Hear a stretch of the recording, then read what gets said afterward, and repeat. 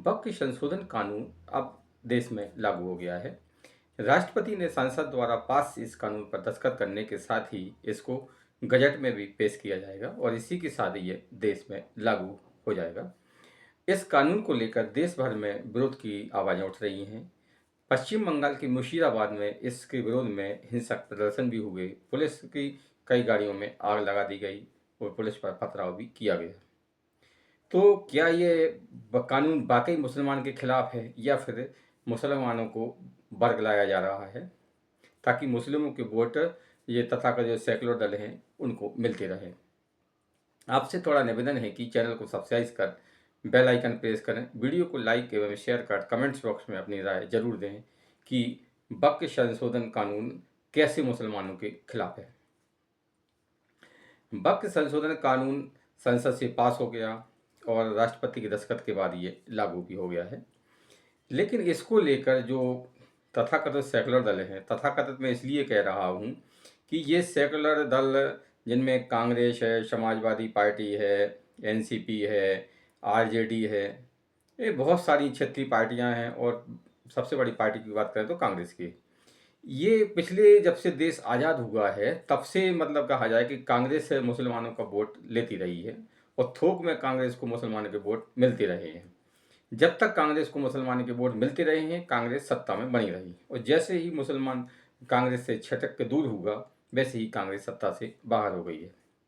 तो कांग्रेस ने इन मुसलमानों के लिए क्या किया, ये तो आप देखते हैं कि मुसलमानों में सबसे ज़्यादा अशिक्षा है, गरीबी है और ये गरीबी रेखा के सबसे ज़्यादा नीचे अगर कोई मिलेगा तो ये मुस्लिम समुदाय ही है।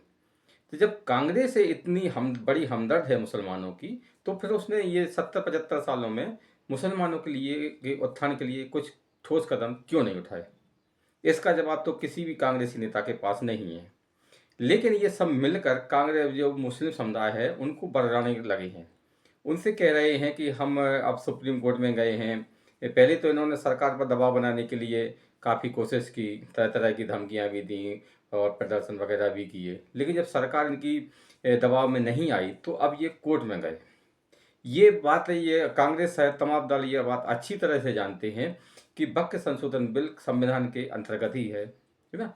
और ये इनके खिलाफ जो भी याचिकाएं लगाई गई हैं वो उस कोर्ट में टिक नहीं पाएंगी, यानी कि ये कानून अब बन गया है तो ये एक सच है और सुप्रीम कोर्ट भी इस कानून को रद्द शायद ना करे, क्योंकि इसके पक्ष में ठोस दलीलें सरकार के पास में हैं। और रही बात है ये वक्फ जो बोर्ड है उसके आपके धार्मिक कहने के ये लोग तमाम बड़े नेता कहते हैं कि ये एक धार्मिक संस्था है, लेकिन ये एकदम झूठ और गलत है। वक्फ बोर्ड एक प्रशासनिक संस्था है। सुप्रीम कोर्ट ने अपने पुराने निर्णय में भी ये बात स्पष्ट की थी कि वक्फ बोर्ड एक प्रशासनिक संस्था है और ये जो वक्फ की संपत्तियां हैं उनकी देखरेख करता है, यानी कि इसका किसी भी मुस्लिम धर्म से कोई लेना देना नहीं है। इसका काम सिर्फ जो वक्फ की संपत्ति है उनकी रक्षा करना, उनका प्रबंधन करना, तमाम तरह के प्रशासनिक जो काम होते हैं वो करना है। तो ये झूठ मुस्लिम समुदाय में फैलाया जा रहा है। अब इसी तरह कहा जा रहा है कि हम सुप्रीम कोर्ट में जाकर कानून को रद्द करा देंगे, ये करा देंगे, वो करा देंगे, लेकिन हकीकत ये है जो कानून के जानकार हैं वो ये कहते हैं कि सुप्रीम कोर्ट किसी भी हालत में इस कानून को रद्द नहीं करेगा, क्योंकि ये कानून संविधान सम्मत है। क्योंकि इससे पहले भी जब इसमें 2013 में इसमें संशोधन हुआ था तब भी इसमें संसद में ही संशोधन हुआ था, यानी कि जब 2013 में संसद में संशोधन हुआ तब ये सही था और 2025 में संशोधन तो ये गलत है। ये दो विरोधाभास कोर्ट में नहीं चल पाएंगी और कोर्ट पहले ही भी स्पष्ट कर चुका है कि ये धार्मिक संस्था नहीं बल्कि प्रशासनिक संस्था है, तो ये भी इनका जो नैरेटिव है वो भी नहीं चल पाएगा। ऐसे में ये सब लोग मुसलमानों को बरगला रहे हैं और उनको मतलब ये उत्तेजित कर रहे हैं ताकि ये बेजोश में आकर सड़कों पर उतरें, हिंसा करें, मार पथराव वगैरह करें। तो इससे इनका तो नैरेटिव मतलब सिद्ध हो जाएगा, यानी कि ये चाहते हैं कि किसी भी तरह से कांग्रेस चाहती है कि मुस्लिम वोट उससे जुड़ा रहे। यही हाल समाजवादी पार्टी का है, यही आरजेडी का है। आरजेडी की सरकार पिछले कहा जाए तो 15 साल लालू ने लगभग बिहार में राज किया, लेकिन उसके बाद भी मुसलमान बिहार में गरीब है। क्यों है?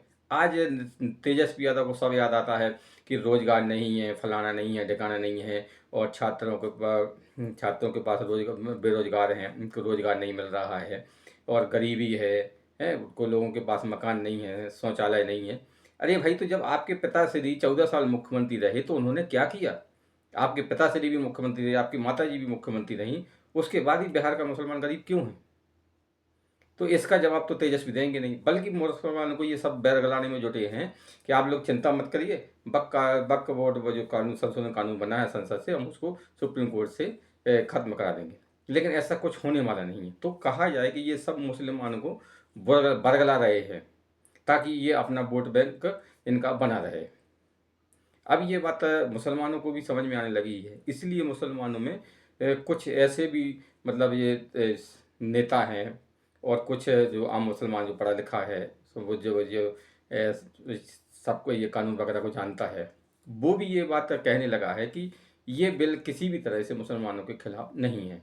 यानी कि इस मुसलमानों में ही दो धड़े बन गए, एक धड़ा इसका समर्थन कर रहा है, एक धड़ा इसका विरोध कर रहा है। और विरोध करने वाला धड़ा जो है उसका मतलब पॉलिटिकल है, यानी कि वो राजनीतिक कारणों से विरोध कर रहा है, क्योंकि अधिकतर जो वक्फ बोर्ड की संपत्तियां हैं वो इन बड़े नेताओं के पास में हैं। चाहे आप मल्लिकार्जुन खड़गे को देख लीजिए, उनके पास भी बहुत सारी संपत्तियां उन्होंने, मतलब बहुत कम उसमें रेंट पर, ये किराए पर ले रखी हैं, और उसमें उन्होंने बड़े बड़े जो किराए पर दिए हैं या मॉल वगैरह जो भी बनाए हुए हैं, उनसे ये लाखों रुपए की आम संपत्ति अर्जित कर रहे हैं। यानी कहा जाए कि वक्फ बोर्ड की संपत्ति जितनी है उतना लाभ वक्फ बोर्ड को नहीं हो रहा है। और तो ये बात सही है।